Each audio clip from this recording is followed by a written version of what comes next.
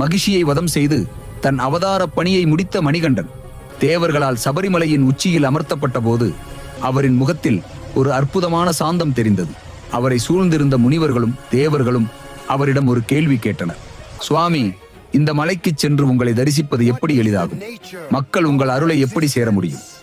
மணிகண்டன் புன்னகையுடன் அசையாமல் நிற்கும் பாறையின் முன் சென்றார்.